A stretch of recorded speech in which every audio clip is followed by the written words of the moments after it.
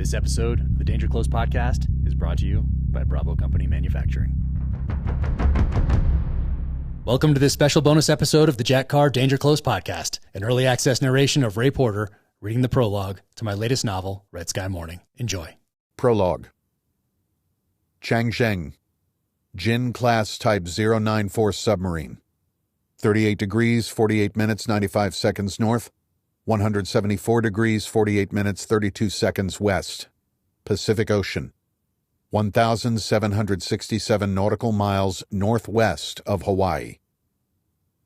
Commander Liu Zhen of the People's Liberation Navy had given his crew the order to change course 4 days earlier. The Chinese Jin-class submarine had last surfaced north of Japan in the Sea of Okhotsk and received an encrypted high-priority message from the commander of the North Sea Fleet. The message had been routed from the chairman of the Central Military Commission through the PLA Joint Staff Department. In all his years at sea, he had never read a message that originated at the level of chairman. That meant it came directly from the president. The message simply ordered Commander Zhen to open a safe, one that could be opened only with the concurrence of and physical keys from his executive and political officers. Even before they read the order, Zhen knew what it was going to say. They had been ordered to start a war. Zhen slowly inhaled the soothing warmth of his Chunghwa cigarette in violation of his own orders regarding smoking while underway. He closed his eyes, savoring the slight taste of plum in a cigarette that was rumored to have been a favorite of Chairman Mao, though Zhen wondered if that was nothing more than a clever marketing campaign. The red carton, emblazoned with the Tiananmen Gate, was a traditional gift given to him by Admiral Jun, who had seen them off from the North Sea Fleet's Xiaopingdao naval base in the Yellow Sea. Zhen much preferred to sail from the caves at Laoshan submarine base in the Shandong province, or Yulin Naval Base on Hainan Island, southwest of Macau in the South China Sea. Natural caverns had been excavated on the resort island to create tunnels for an underground naval base in an effort to counter U.S. spy satellites constantly collecting over the Middle Kingdom. It was there that the next generation of Chinese submarine, the Type 096, would enter service. Zhen hoped he would live to see it. Had the admiral known what lay ahead? He obviously knew what was in the safe, but did he know the execution of those orders for a mission that would change the course of world history would come on this particular voyage? Zhen suspected he had. The Changzheng had been at sea for close to 2 months, one of 6 operational Chinese Jin-class Type 094 ballistic missile submarines. She was armed with 12 new JL-3 SLBMs, intercontinental range submarine-launched ballistic missiles. Zhen's boat had been retrofitted prior to sailing, her 12 JL-2s replaced with the longer-range JL-3s, giving her the ability to hit targets at a range of 10,000 kilometers.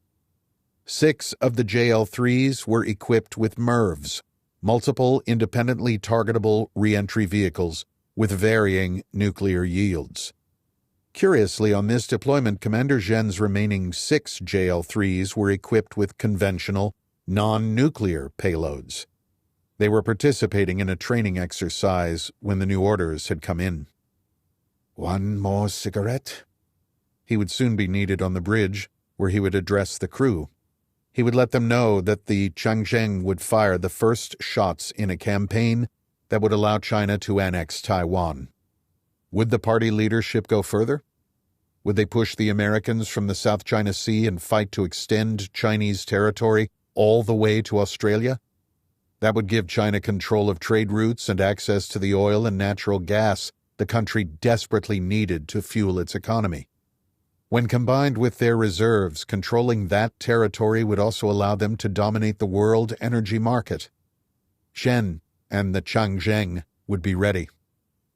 China was feeling the pressure. The new trilateral AUKUS, Australia, United Kingdom, United States defense partnership, was defensive in name only. It was a direct threat to Chinese autonomy. The agreement was cloaked in phrases crafted around deterring Chinese aggression that were endlessly repeated in the Western media.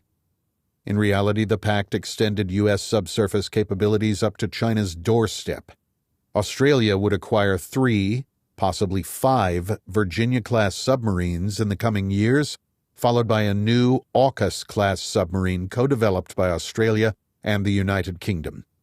U.S. submarines would also begin to make regular deployments to naval bases in Western Australia as part of the new force posture.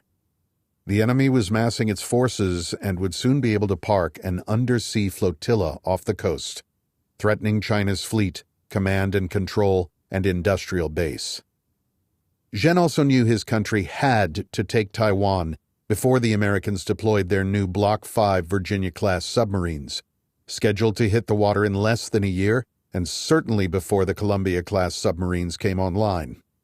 Intelligence analysts projected that the entire surface fleet would be connected to an artificially intelligent quantum computer that would counter China's current superiority in hypersonic missiles and passive targeting capabilities. If the U.S. fleet were to be synchronized with next-generation AI technology, China's options for expansion would be severely limited. At least the Columbia-class sub was years away from sea trials. Once they were in the water, Jin-class subs like Zhen's would become obsolete. Zhen had been serving in the People's Liberation Navy since his time in the Dalian Naval Academy. He had studied his American adversary since he was 17. With the Americans divided at home and their leaders sending untold billions to Ukraine and Israel, he understood why his president and National Security Commission had decided that this was the time to strike. He had participated in enough war games and classified briefings over the years to know that his submarine's actions would be coordinated with other subsurface platforms tasked with launching missiles at Alaska, California, Washington State, and Guam. He suspected that the Chinese intelligence services had leveraged their contacts in Iran to distract the Americans with terrorist attacks across their nation in population centers like Los Angeles and New York City through their Hezbollah and Islamic Jihad proxy forces. Chinese hackers would concurrently wreak havoc on critical U.S. domestic infrastructure, disrupting the electrical grid, internet, cell towers, air traffic control, water treatment plants, and oil and natural gas pipelines, as well as erasing credit cards, bank accounts, and driver's licenses. He also knew that a cyber attack would simultaneously target Guam, as had been tested so successfully in 2020 during the COVID pandemic. COVID. That had been a turning point. Zhen had lost his parents early. His wife's parents had succumbed to the illness a few months later while sequestered in their apartment. They had died without being able to hold their daughter's hand or look into her eyes one last time. The state had seen to that. His wife would take her own life a year into the lockdowns. Neighbors in their government-subsidized housing complex had found her hanging from the exposed pipe that ran the length of their ceiling. Through his contacts in the regime, he had discovered that she had first taken rat poison. In these later years, he now regretted the abortion he had convinced his wife to have when they found out she was pregnant with a girl. China's one-child policy, a policy that ironically had forced them into their current position, was responsible for the gutting of Chinese society. The policy that had so devastated the nation had also shattered Zhen's life. Men in China wanted sons who could carry on the family name. The result of the one-child policy, other than the inevitable demise of Chinese civilization due to declining birth rates, was the aborting of millions of female babies. By the time the government realized the folly of its policy and lifted the mandate in 2016, it was too late. Too late for China, and too late for Zhen and his wife, both in their 50s. Their time for children had passed. But Zhen's family name would now live on. Commander Liu Zhen of the People's Navy would launch one of the first volleys of the war. His targets were military and data centers in the Hawaiian Islands. Of his 6 non-nuclear missiles, 3 would target the United States Pacific Fleet headquarters on Oahu at Makalapa, Pearl Harbor. 1 would target the National Security Agency and Central Security Services Hawaii Cryptologic Center near Wahiawa in central Oahu. One would target the Aloha NAP data center in Kapolei, and the final missile would target the Endeavour Honolulu data center. Decommissioning the Aegis ballistic missile defense system at Barking Sands had been a mistake. That facility would have knocked at least one of his missiles out of the sky. Other submarines would target the U.S. Pacific Fleet in Guam and Pearl Harbor, though he had no confirmation of their locations or intentions. That was the way when one fought from beneath the waves. Submarines operating at these depths were cut off from outside communications. Zhen could ascend and raise an antenna or float an antenna buoy, but that increased the possibility of detection. His orders had been explicit. There were to be no further communications. He knew that the United States had 2 carrier battle groups in the Mediterranean and one in the Persian Gulf to deter Iran from opening a second front in Israel's war with Hamas. Other American naval assets were patrolling the Red Sea and Gulf of Aden to counter Iranian-backed Houthis in Yemen. Zhen wondered if Iran's use of proxy forces to attack Israel and then using the Houthis to attack U.S. naval ships and commercial vessels off the coast of Yemen, while ordering militia groups to hit U.S. troops in Iraq, Syria, and Jordan, had been orchestrated as part of the current campaign. Was it done to draw the U.S. fleet into the Middle East so that China could annex Taiwan? How much had Russia, China, and Iran collaborated on plans that put him and his crew on the front lines of what was about to be the defining conflict of the 21st century? A knock on his stateroom door intruded on his thoughts. "Enter." "It's time, Captain," said his executive officer. "The men await your orders." Zhen looked at his cigarette and at the red carton on the table before him. He then leaned forward and extinguished it in an ashtray. "Very well." The captain stood and straightened his dress uniform. His hand confirmed that the Norinco QSZ 92 5.8 pistol was on his hip. It was time to go to war. McLean, Virginia. Retired General Marcus Howe was awakened just past 2 a.m. Eastern Standard Time. More than 30 years in the United States Army had confirmed that a call at that hour was never good news. In this case, it meant that he was urgently needed as director of the Central Intelligence Agency. Rising from the U.S. Military Academy at West Point through the ranks to lead the Joint Special Operations Command, and eventually CENTCOM, he had been retired shortly after issuing an honest assessment to Congress on U.S. policies in Iraq and Afghanistan. There was no place in senior U.S. military circles for generals who bucked the system. That system had been in place since President Harry Truman signed the National Security Act of 1947, which had largely resulted in the disappearance of accountability from the armed forces. Howe had lived within that system his entire career, believing he could change it from the inside. The disastrous withdrawal from Afghanistan had proven him wrong. President Gail Olson had personally flown to Ohio, where Howe was teaching high school history, to convince him, and more importantly his wife, that the country needed him in the wake of President Christensen's assassination. In the end, his wife gave her support and once again moved with the retired general back to the Beltway, where he was confirmed unanimously by the Senate as Director of Central Intelligence. That he had not accepted financially lucrative board positions, written his memoirs, run for Congress, or hit the public speaking circuit spoke volumes to the new president. She was not about to preside over a sham investigation into President Christensen's death, one akin to the Warren Commission and its investigation into the assassination of President Kennedy.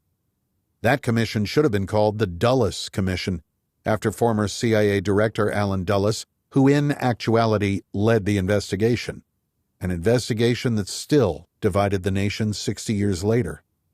Howe had been careful not to wake his wife as he made his way to his study to take the call from Langley. Car is on the way, sir. You are needed in the skiff." Howe knew not to ask further questions. He splashed water on his face from a half-bath to help wake him up and changed into a suit he kept on a hanger in a closet just off his study. This type of summons meant that he might not be sleeping for a while. 2 black Suburbans were pulling into his circular drive by the time he reached his front door. He paused and looked back up the stairwell. He then turned and exited his home, locking the door behind him and wondering if the world would be a different place by the time he returned.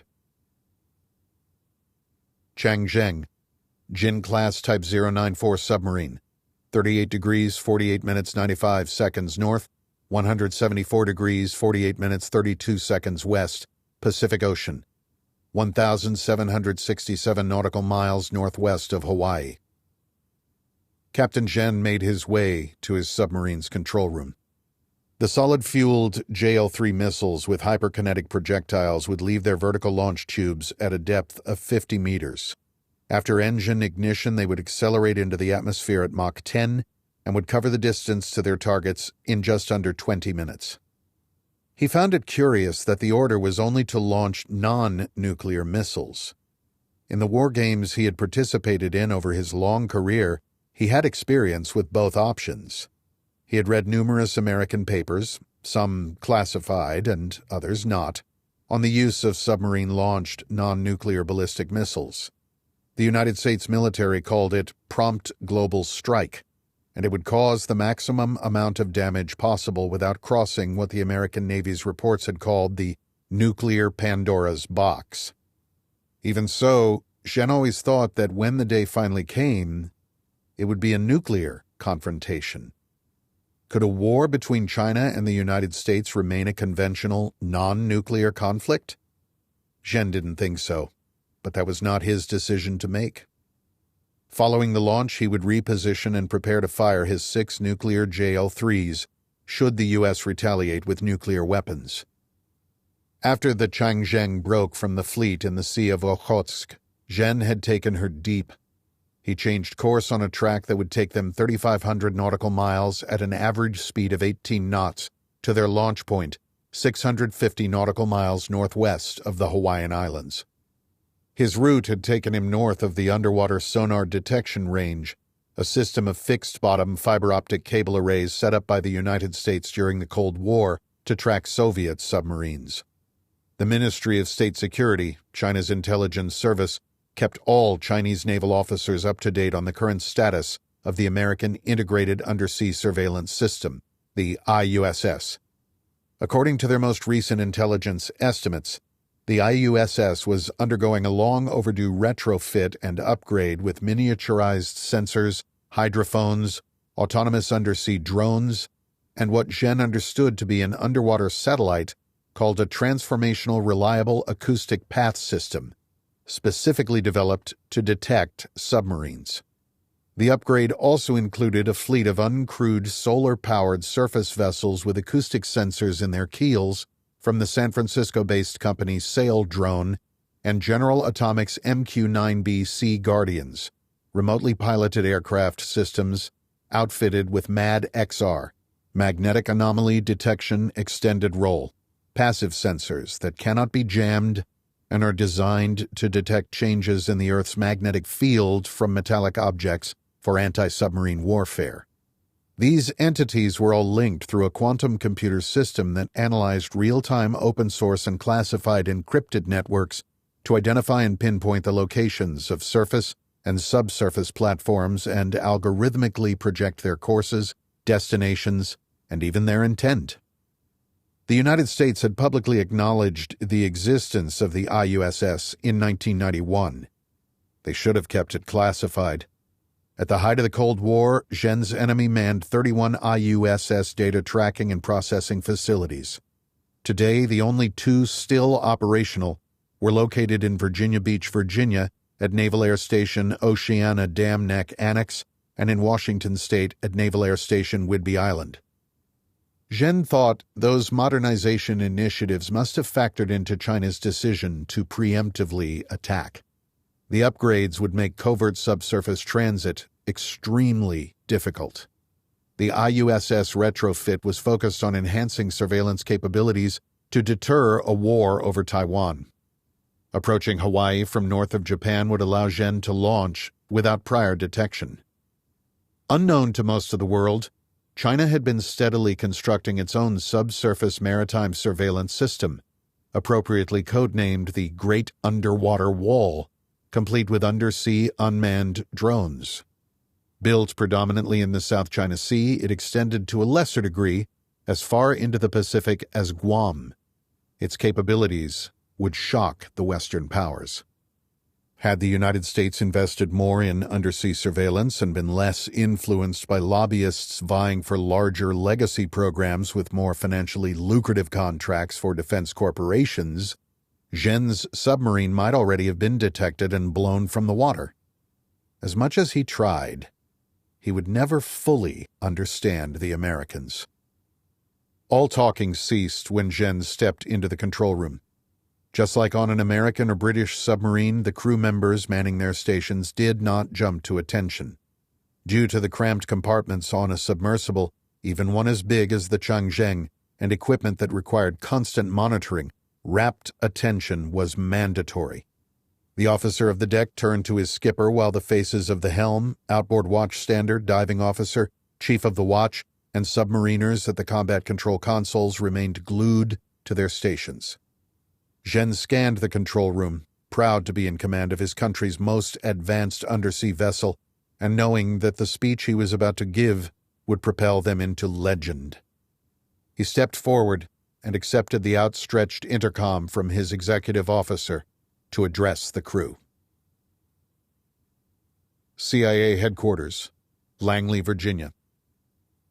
Director Howe was at CIA headquarters 20 minutes after the alarm had roused him from his slumber. 5 minutes later, he was in the skiff where he prepared to take a call from Chen Yun, his counterpart in the Chinese Ministry of State Security. They had met 8 months earlier when Howe had accompanied President Olson to the G20 summit in India. It was their first and only in-person meeting. It had been a cold one. Howe could be diplomatic, to a point. It was a skill required if one was to rise above the rank of major in the armed forces. However, he was unable to fully mask his disdain of the Chinese spy master. COVID origins, fentanyl precursor drugs being shipped from China to Mexico, and the resulting accidental overdoses he knew were more appropriately termed intentional poisonings. The manipulation of America's youth through TikTok, an application that also gave the Chinese military and intelligence services unfettered access to all the data coming from phones attached to plans paid for by parents in politics, intelligence, tech, and defense. Chinese donations and business dealings with America's political elite in what amounted to legal bribery. Spies in all sectors of American industry, and the purchasing of farmland near U.S. military installations. All these thoughts were on Director Howe's mind as he took the early morning call. He also remembered the motto of the Chinese spy service: serve the people firmly and purely, reassure the party, be willing to contribute, be able to fight hard and win. And win. Not today, not any day. Howe nodded at his deputy director, Elliot Byrne, who sat across from him, and hit the speaker function on the phone. Byrne was a lawyer by way of Yale first and then Harvard. He had spent time in private practice focusing on white-collar criminal defense and sanctions compliance before entering government service following the attacks of September 11, 2001. He worked as an aide to the General Counsel at the Treasury Department, eventually serving as Undersecretary of the Treasury for Terrorism and Financial Intelligence before his appointment to the CIA by the previous administration. Though his position was usually filled by a long-serving CIA official or former military officer, with Howe's resume, they were an effective team. "Minister, this is Director Howe." "Director, thank you for taking my call," the Chinese Minister of State Security said in lightly accented English. "I hope I did not wake you." Chen Yun's background was a mystery, even to the CIA. "To what do I owe the pleasure?" Howe asked, intentionally refraining from answering the minister's question. "We have an issue. A time-sensitive issue, I'm afraid." "Oh?" "I come to you hat in hand, I believe is your expression. Your cooperation would be appreciated and, I believe, necessary." "Please continue," Howe said. "One of our submarines is missing." "Missing? No, excuse me, not missing. We know where she is, but we do not have the means to stop her. Stop her from launching nuclear missiles at the United States. Howe and Byrne both shared a look and leaned forward in their chairs. Minister, keep talking and leave nothing out. 4 days ago, one of our Jin-class submarines, the Changzheng, deviated from a training exercise just north of Japan. At first, we believed there had been an accident and began searching for her as part of rescue and recovery operations. The minister cleared his throat. We searched for a distress pinger and used side scan and synthetic aperture sonar, but found nothing. As part of the investigation, we searched the homes of the senior-ranking officers, including the commanding officer, Commander Liu Zhen. He paused. And? Howe prodded. And we found a note in Commander Zhen's computer. A note? Yes. A letter, actually. I don't understand. It was an email that used a timer function. He had it set to send to Admiral Li Jun, commander of the North Sea Fleet, 2 days from now, to ensure there would not be time to stop him. What did it say? Commander Zhen's parents did not survive the worldwide pandemic, and his wife of 30 years took her own life 2 years ago. Regrettably, he blames his country and has taken drastic action to punish us all. What is he doing? He is moving into position and preparing to launch MERV-equipped JL-3 missiles at Hawaii in the hopes of drawing the United States and China into a nuclear confrontation. His personal mission is to ensure that Beijing and those he blames for his parents' and wife's deaths will be eradicated by a nuclear response from the United States. Jesus Christ, Burns said under his breath. Director Howe could feel the perspiration beginning to soak through his dress shirt. Is this a ploy? A stall tactic? Is China making a nuclear move against the United States? This rogue submarine just a diversion? Our analysts have estimated that his most likely location for launch is in the vicinity of 21 degrees 0 minutes 0 seconds north, 169 degrees 0 minutes 0 seconds east. We understand that leaves a lot of open water. That also gives us just over 2 days to find him and destroy him. We do not have the naval assets in place to avert this catastrophe. Please know that I called you at my soonest opportunity after confirming Commander Zhen's email and receiving the best estimation of his submarine's position. Director Howe took a deep breath to steady his nerves. Minister, send us that email. Commander Zhen's service record, your investigation findings to date, and the intelligence estimate you have on his location. Also, know that if he does launch a nuclear attack on the United States, this call and that email will not be enough to keep my country from retaliating using all means at our disposal. I have already made that clear to my president. Keep this line of communication open, Minister, and pray we find him. My sincere apologies for this development, Director.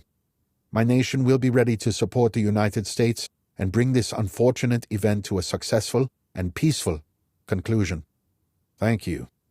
I know there is no need to stress that this action brings us to the brink of war. Your cooperation will be essential if we are to prevent it. Director Howe pressed a button disconnecting the call and immediately pressed another one connecting him to the White House. Wake up the President. Ministry of State Security, Haidian District, Beijing, China. Minister Yun ensured the call was disconnected and turned his swivel chair to face his fellow countryman to his left. Did they buy it? Bajin asked. I don't know, the minister said. I believe so. The email will help, as will the fact that Commander Zhen is not exactly where we said he would be, but close enough for the Americans to find him and sink him. And that he is the only Chinese submarine they will find currently outside Chinese territorial waters should be enough to sell the story, the other man said. There are no other Chinese assets postured to strike the United States or its allies, the minister confirmed.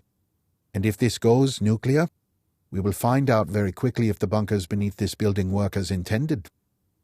Bajin made even the Minister of State Security nervous. He was officially a strategic advisor. Unofficially, he was the president's eyes and ears at the highest echelons of the Chinese intelligence apparatus. The president trusted no one and therefore had what amounted to a private security force with strategic advisors positioned at the top of every government agency. The minister was under no illusions. If Bajin sensed disloyalty, it would be reported to the president, and the minister would disappear soon thereafter, most likely at the hands of the man seated across from him. Though they had scarcely been apart over the past 2 years, Minister Yun realized he knew next to nothing about Bajin. Was he in his 40s? 50s? He was certainly in shape. Was he married? Did he have children? Was he prior military? How was he so well versed in geopolitics? Why was he so calm? Even as the head of the Chinese intelligence service, Minister Yun had refrained from researching the man the president had entrusted as his direct conduit. To Yun, Bajin needed to be respected as the president's emissary, even if in reality he was nothing more than an assassin. "The president is in Russia," Minister Yun continued, "and senior political, military, and intelligence officials, to include the Premier, Congress Chairman, Conference Chairman, Supervisory Director, Chief Justice, Procurator, and Vice President, are in the underground city as part of what they believe is an exercise." The underground city is a subterranean network of bunkers and tunnels built to protect not just the Chinese government, but most of the people of Beijing, at a time when war with the Soviet Union seemed imminent. Construction was ordered by Mao Zedong in 1969. The 85-square-kilometer fortress is a city beneath a city. It had fallen into disrepair at the end of the Cold War, with large numbers of low-income workers and homeless moving underground.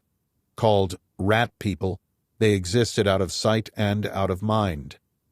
As tensions escalated between China and the United States in recent years, the tunnel complexes had been renovated, their residents forcibly removed at the working end of Norinco QBZ-95 bullpup rifles of the People's Liberation Army. "Ah, yes, the underground city," Bajin said. "If the United States launches, at least we will know if Mao's tunnel system works or not. But they won't launch." "How can you be sure?" Minister Yun asked. "Because I know the Americans. They dropped 2 atomic bombs on our neighbors in 1945, and thank heavens they did. But they won't do it again. Not with the email, our warning, and our defenses down, and they won't have to. Commander Zhen was ordered to fire conventional, non-nuclear JL-3s. A nuclear retaliation for the actions of a rogue submarine commander would not be a proportionate response in accordance with international law. They have been pressuring Israel for a ceasefire with Hamas, and everyone from the United Nations to the UK to members of America's own Congress have been lecturing Israel on a proportional response to the murders and rapes of October 7th. A nuclear exchange is not on the table, but more importantly, they will find and sink the Changsheng. War will come, but it will come on a date and time of our choosing. But will they transfer the data? The minister asked, well aware that if this plan failed, there would be dire consequences for him personally. He would be the scapegoat. "The data." Bajin looked up at the ceiling of the minister's office. "That is the real question, isn't it? If they don't, then we are in the same position we were. And if they do, then we will have what we need to push them from the South Sea. Taiwan is already ours. Success in our upcoming offensive will just make it official. The data is what we need. We will know shortly. In the meantime, play your part and stay by the phone." CIA Headquarters, Langley, Virginia. Deputy Director Byrne pushed back his swivel chair, a chair that was much more expensive and comfortable than the ones at Treasury. He leaned forward, putting his elbows on his knees. He had opted for slacks and a blue button-down at this hour of the morning. "Fucking cocksuckers!"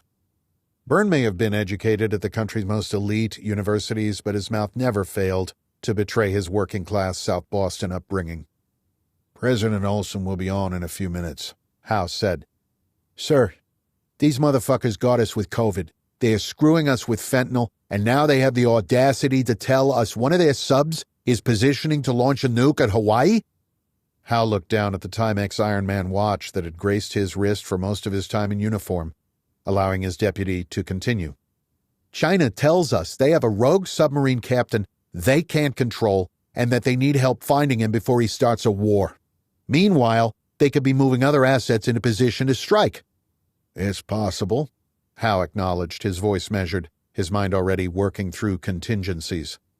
"It's bullshit," Burns said. "Get the SecDef and the chairman up and put the combatant commanders on alert. I want to brief them as soon as we are off with the president. Let's get the SecNav up to speed along with Compact Fleet," House said, referring to the commander of the Pacific Fleet. "The president will want to convene the National Security Council, so as soon as I'm off with her, I'll head to the White House. You'll have the con here. If Minister Yoon calls, patch him through to me in the Situation Room." "And, sir, Hawaii?" House scratched his chin, taking a moment to process the evolving situation. "I know. I was thinking the same thing. I'll call General Abbott at the NSA. Too many unknowns right now. I'm going to advise we enact data transfer protocols." "I agree," Burns said. A red light began to blink on the phone, indicating that the president was ready. "I'll tell President Olson what we know," House said. "You start waking people up." Deputy Director Burns stood and left the room. It wasn't every day that the second-in-command at CIA had the responsibility to alert the United States military and intelligence apparatus that a nuclear war was imminent. USS Reagan, Columbia-class submarine. 19 degrees 48 minutes 63 seconds north, negative 156 degrees 49 minutes 81 seconds west, Pacific Ocean, 20 nautical miles southwest of Hawaii. The USS Reagan had started life in Kings Bay, Georgia, under the cover of a 700-foot-long dry dock. Though technically a ship to submariners, they have always, and would always, refer to her as they did all submarines, as boats. At 39, Commander Ray Mendoza still felt young and at times could not believe that the United States Navy trusted him at the helm of a ballistic missile submarine. The crew of the boomer kept him energized. Even his 10-year-old twins at home thought it was pretty cool that their dad drove submarines. His wife, Carrie, had thought the long absences would be a thing of the past, following his successful command tour as CO of the Ohio-class SSBN USS Louisiana. The Ohio-class subs had been protecting the United States since the last decade of the Cold War and were nearing the end of their service life. Ray had expected to observe the transition to the next-generation submarines from behind a desk at the Pentagon. Next up for the growing family was a shore-duty position where Ray would await his promotion to captain. As one of the youngest commanding officers in the subsurface fleet, he thought he would soon be assigned to a staff job in the Pentagon. He would be able to coach his kids' soccer team and enjoy weekends with his family. It was a staff job in the Submarine Forces Budget Department, which meant that GS staffers who lived and breathed numbers would be doing most of the work as yet another 05 rotated through on his way to 06. On his first day, Ray discovered he was not bound for a 9-to-5 desk job. That was cover. Instead, he would be conducting sea trials in a prototype Columbia-class submarine, a submarine that most of the world thought was at least 3 years out from delivery.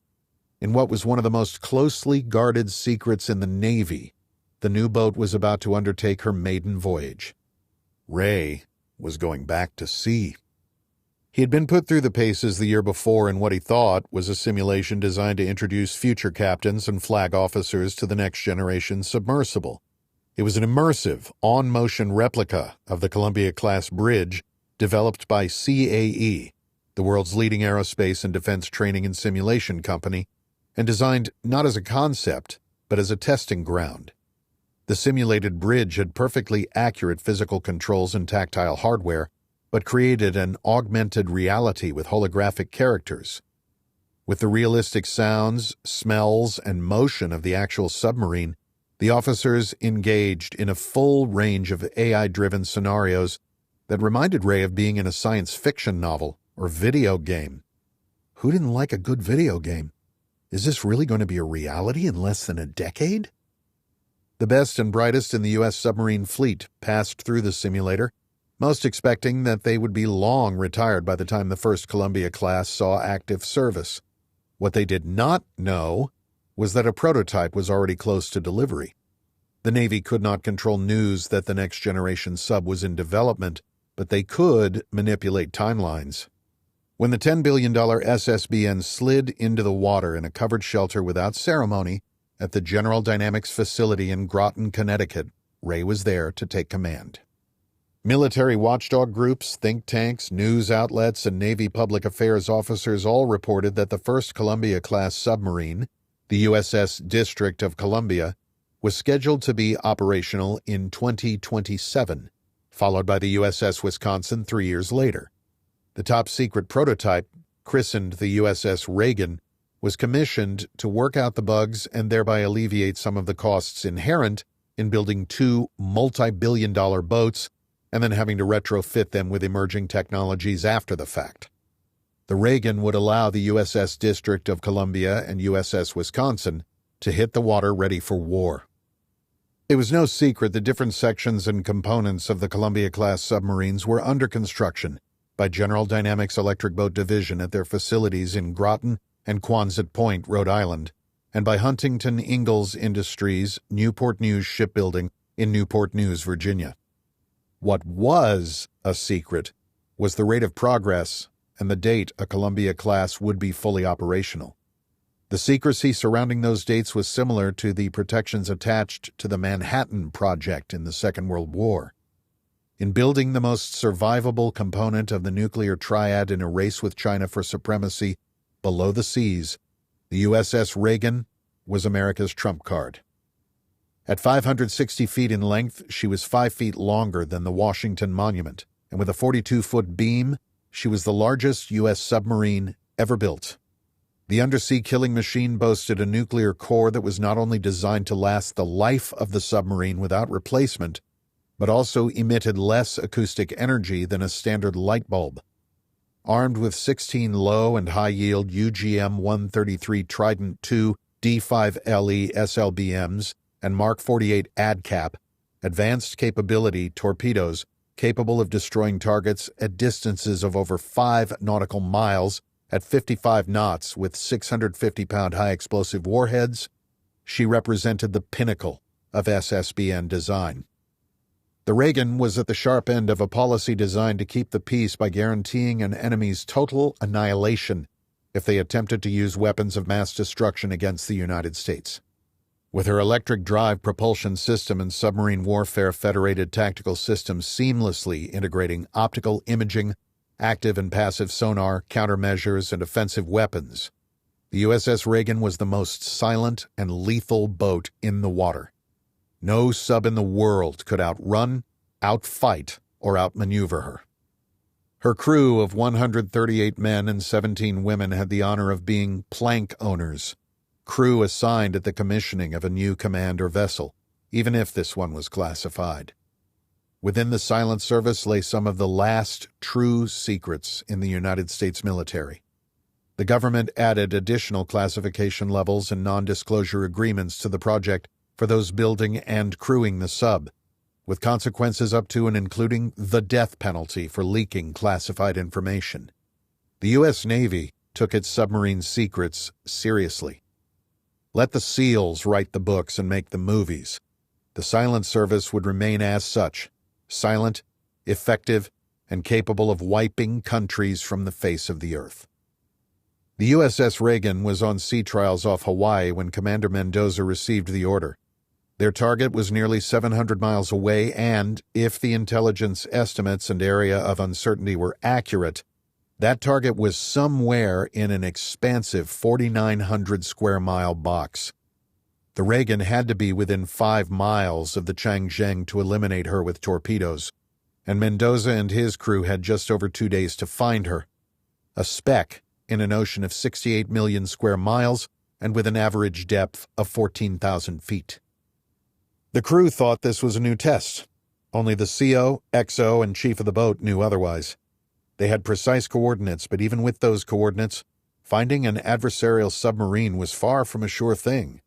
The intelligence could be wrong, and the captain of the aggressor submarine could deviate from his course, not just laterally, but also vertically. Soon the crew would learn that this was not a part of an exercise. The Reagan had the mission of averting World War III, or, if they failed, be responsible for starting it. Changzheng, Jin-class Type 094 submarine, 21 degrees, 94 minutes, 63 seconds north, negative 168 degrees, 66 minutes, 4 seconds west, Pacific Ocean, 650 nautical miles northwest of Hawaii. 60 hours later, Commander Zhen fought the urge to come to periscope depth and ventilate the ship, to take in one more breath of fresh air, to see clear blue skies in a pre-war world, even if it was through a periscope. Instead, he ordered the crew to spin up their missiles. "Crew of the Changzheng," he said over the intercom, the intense pride evident in his voice. "Today our nation has trusted us with the greatest of responsibilities, defense of the homeland. The war with our American enemy has begun. We have been ordered to go to Alert 1. Zhen then rested the handset back in its cradle and lit a cigarette in the control room, something he had never done before. He inhaled deeply, the nicotine soothing his raw nerves he was doing his best to conceal from his sailors. He exhaled the smoke into the confined space. He considered each of his men, young, solemn faces depending on him for the next set of orders. A resolute determination had replaced any initial uncertainty and fear. They were ready. "Officer of the deck, proceed to 50 meters depth and prepare to hover," he said. "Depth 50 meters and prepare to hover, aye, sir. Dive, make your depth 50 meters and prepare to hover." "Depth 50 meters, Zhen said. 50 meters, aye, came the reply. "Man battle stations, missile. Chief of watch, sound the general alarm." Zhen felt his submarine come alive as the alarm echoed through the hull, his crew rushing to battle stations. It was time to fight. "Man battle stations, missiles. Spin up missiles 7, 8, 9, 10, 11, and 12. 6 missiles, aye." "All stop," Zhen said. "All stop," came the reply. "The ship is ready to hover." "Diving officer, commence hovering." The control room remained silent as Zhen lit another cigarette, the seconds turning to minutes as the missile's inertial navigation units stabilized and were fed the Changzheng's position as the launch location. Zhen looked at the Tianjin Seagull 1963 watch on his wrist. The process had taken 20 minutes. It was time. "This is the captain," he said into the handset. "The launch of non-nuclear missiles has been authorized. Arm missiles." Zhen handed the intercom to his executive officer, the sweat glistening from his brow. "This is the executive officer. The launch of non-nuclear missiles has been authorized. Arm missiles." "Stand by fire order," the captain said. "Stand by fire order, aye, sir." "Fire order verified." Zhen, his executive officer, and political officer exchanged firing keys. "Pressurized tubes," Zhen said. "Tubes pressurized." Zhen paused before bringing the intercom to his lips to give his weapons officer permission to fire.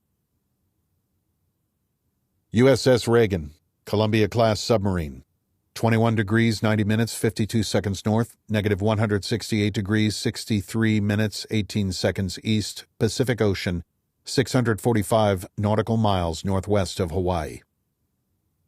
The USS Reagan lay in wait at a depth of 600 feet. Navigating at 3 knots, she kept just enough forward movement to allow for a degree of maneuverability in what sailors called bare steerage way. 2 days earlier, the entire fleet had mobilized. The bulk of surface, subsurface, and airborne assets converged on a general location 650 nautical miles northwest of Oahu, while Navy public affairs officers explained the situation to local media outlets. Their prepared talking points stressed that the unprecedented size and speed with which the ships and submarines had gotten underway for what they termed a bold new annual exercise highlighted the U.S. Navy's high levels of professionalism and preparedness. Every available reconnaissance plane on the Hawaiian Islands took to the skies. A Ticonderoga-class cruiser and 5 of the 8 home-ported Arleigh Burke-class destroyers sailed from Pearl Harbor into the Pacific, while Los Angeles-class and Virginia-class fast-attack submarines, built to locate and destroy enemy submarines, slipped beneath the waves. 4 Ocean Aero Triton autonomous underwater vehicles being tested in Hawaii had also been tasked in the search, but in the end, the Reagan had been vectored onto its target by the venerable P-3 Orion, a 4-engine turboprop aircraft purpose-built during the Cold War to hunt submarines. "Captain," the sonar tech said following several maneuvers designed to separate the sniff from background noise. "We've got him." "Are you sure?" Mendoza asked, walking the few feet to look at the passive sonar display for confirmation. His SSBN had not been built to attack other submarines. That was a job for the SSNs. Rather, its mission was one of nuclear deterrence. Known as the most survivable leg of the nuclear triad, the nuclear-powered ballistic missile submarine force motto was to hide with pride. The Reagan could do it better than any sub ever built.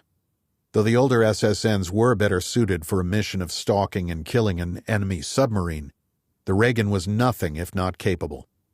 "It's him, sir. Bearing 314 degrees, range 5.2 nautical miles. He's headed right at us. Classification solid, Gin class." "Well done, ST-2, Mendoza replied. His eyes traveled from the screen to his chief of the boat, his senior enlisted advisor.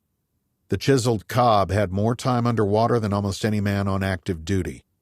The skipper knew that to the young submariners under his command, both he and Cobb looked like what they were: ancient mariners, despite the fact that neither had yet turned 40. "Hull pops. He's coming shallow, skipper," the sonar man said. Mendoza turned to his officer of the deck. "Take us to 800 feet, he ordered. 800 feet, aye, the OOD replied. The submarine slowed to 2 knots and finalized its firing solution, bearing 314, range 8,000 yards. The torpedo would be launched at high speed toward the point of intercept with precise sonar settings required to prevent alerting the unaware target until detonation was imminent. "Open outer door on tube 1, Mendoza said. "Open outer door, aye, Captain," replied the weapons officer. Mendoza took a deep breath. "Dear God, let this fish fly true." "Plot ready, sir." "Ship ready, sir." "Weapons ready," reported the combat systems officer. "Solution ready at 314 degrees, now 8,092 yards. "Fire on generated bearing," Mendoza ordered. "Stand by," directed the weapons officer to his fire control technician. A moment later, the torpedo showed ready. "Shoot," came the order from the weapons officer.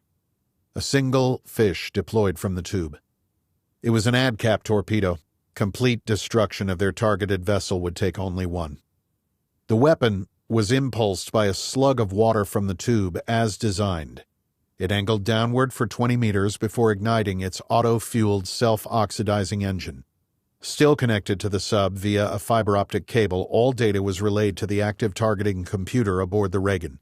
The submarine would feed target position updates to the torpedo via the cable until the point where the torpedo detected the target with its own sonar. Then the weapon would update the ship's computer on the location of its prey. The lethal journey would take just over 4 minutes. The skipper viewed the fire control console as he had hundreds, if not thousands, of times in training, aware that this time was not an exercise. In just minutes, over 100 Chinese submariners would meet a dire fate. He looked to his XO and Cobb. Nothing needed to be said. Commander Mendoza and the crew of the USS Reagan were about to have the distinction of sinking the first nuclear submarine in combat history. Inside the kill box, 200 meters from the Changzheng, the ADCAP went active with its sonar for the terminal phase of the attack run. 20 seconds out from its objective, it began echo ranging, using rapid active sonar pings as the range to the target closed. Contrary to what one sees in the movies when a torpedo as advanced as an ADCAP is launched at distance, the targeted submarine will not know fish are inbound until it is too late. Seconds later, the torpedo's magnetic sensors detected the metallic signature of its target's hull, and its proximity fuse detonated its 650-pound high-explosive warhead precisely 3 meters beneath the enemy submarine. The detonation created a volume of gas that sent a shock wave upward, impacting the submarine in excess of 3,000 miles per hour, rupturing the outer hull.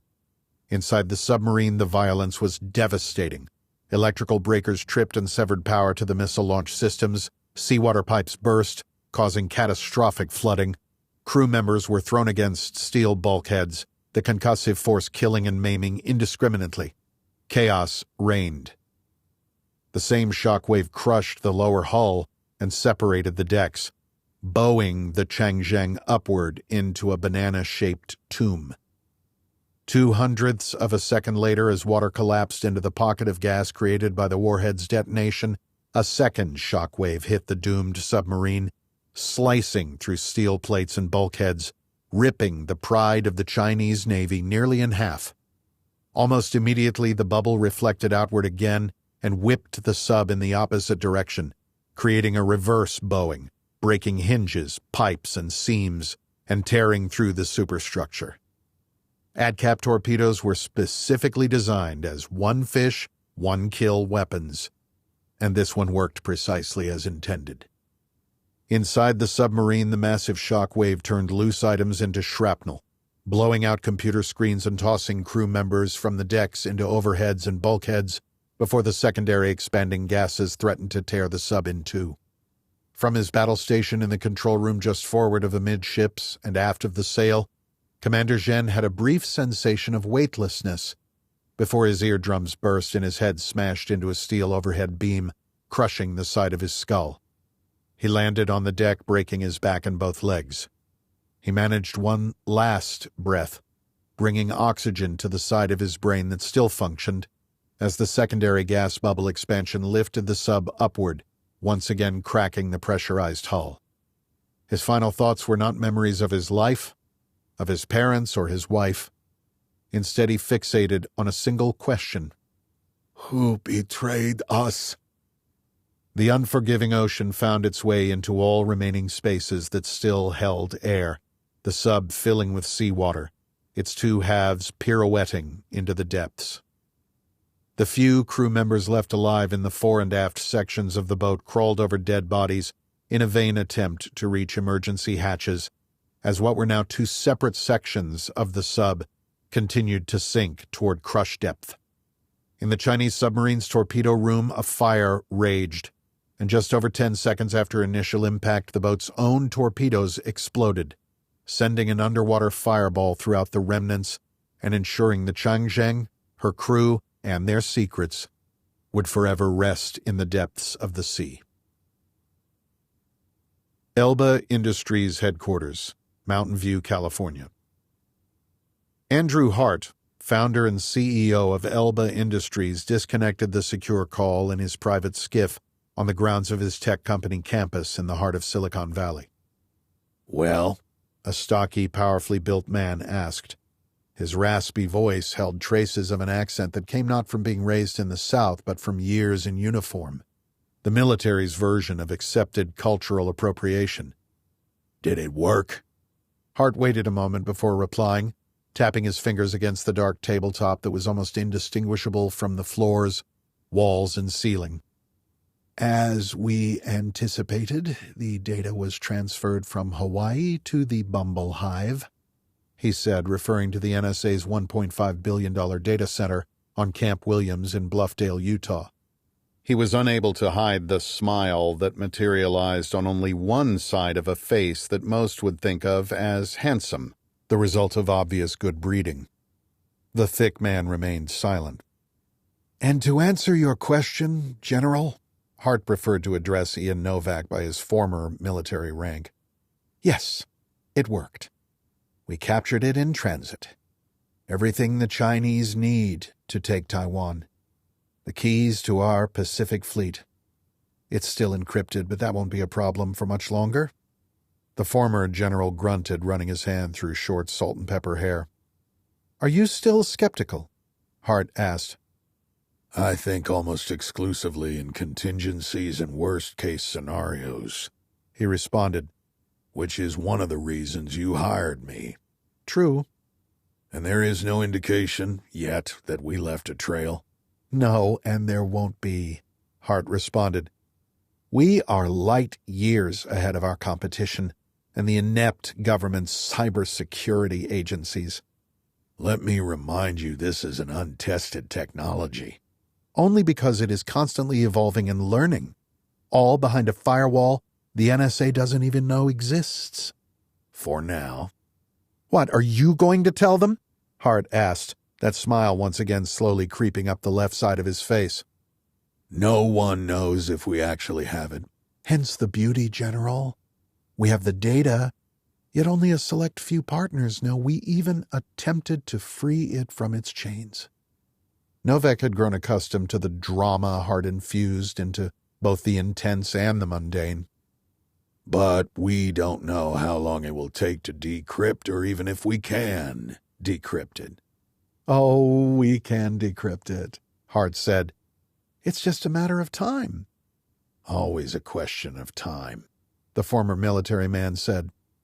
RCRQC, Hart said, using the acronym for a cryptanalytically relevant quantum computer, is already up, running, collecting, and decrypting information. The military and intelligence services have only recently started to upgrade their systems and networks to post-quantum cryptography. And in short order, ours will be able to decrypt even that. Soon we will have all the information we need. You want to quit? Quite the contrary, Novak said. Let's change the world. Until the next time, take care out there, stay safe, be strong, keep fighting.